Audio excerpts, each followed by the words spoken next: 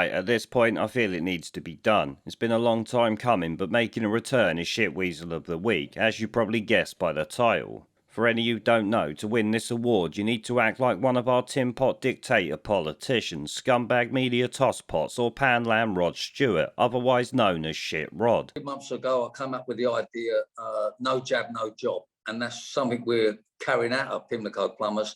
You know, the quicker that everybody acknowledges that, without proof of the vaccine, you can't go into a pub, club, restaurant, gymnasium, anywhere at all. You can't travel, theatre, you can't even go into work. I mean, personally, I have to say, I don't even think that we should allow people on the streets unless they've had the vaccine.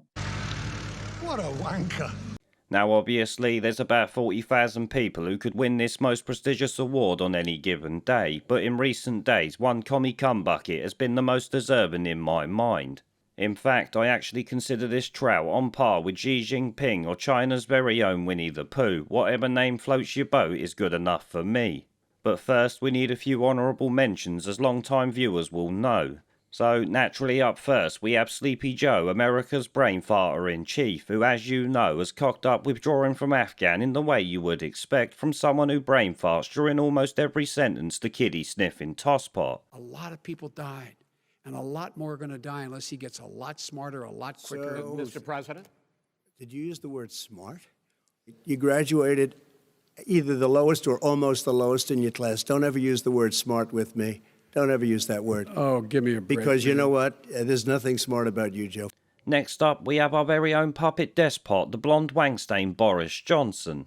He is here for his love of medical apartheid, green communist policies, the channel-crossing boat wankers and general shit-weasel behaviour. Normally, this would have him winning this show literally every week, but not this time round.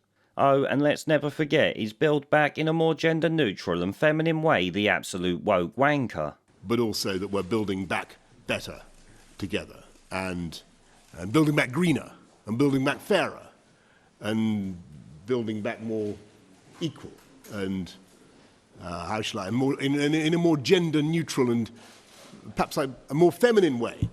How about that, apart from anything else? Up next, though, is another worthy entry and would-be winner in Daniel Andrews, the Premier of Victoria, but also Australian politicians in general for their lunacy. Andrew is the named winner here, though, because he decided to ban removing masks when drinking alcohol outdoors, suggesting to me these people over there are not listening to these snivelling shit weasels now. There will be no removal of masks to consume alcohol outdoors. Have you gone fucking mad? So you will no longer be able to remove your mask to drink a cocktail at a pop-up beer garden on a footpath as part of a pub crawl. You fucking demented. Yep, waterboarding yourself is now the law there, thanks to this deranged fuckpig, so he is worth a mention without doubt. But our final honourable mention before we get to today's winner has to be CNN. How can we leave them out after the mostly peaceful Death to America chants from friendly Taliban fighters? They're just chanting death to America, but they seem friendly at the same time. It's utterly bizarre. They're just chanting death to America, but they seem friendly at the same time. It's utterly bizarre. Of course they are friendly to her. They know CNN and its spunk trumpet journalists hate the United States more than they do.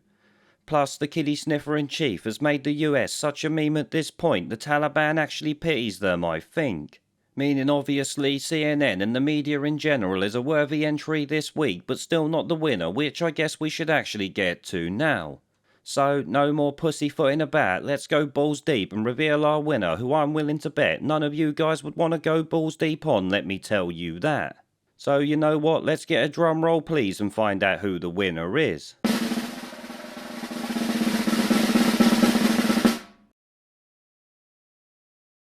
Yep, Jacinda Ardern. I mean, who else could it be? With a world of despotic fuckpigs on massive power trips, this trout had to be number one. I just can't overlook this commie cumbucket locking down an entire country for one case, or should we say positive test.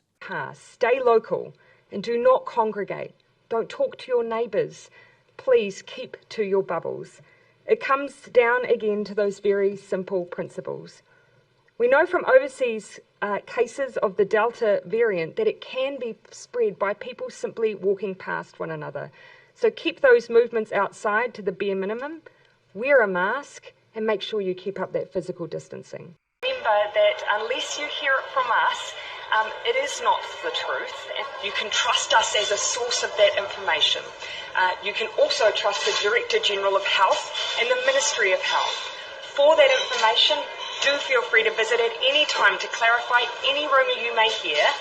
Otherwise, dismiss anything else. We will continue to be your single source of truth. We will provide information frequently. We will share everything we can, everything else you see, a grain of salt.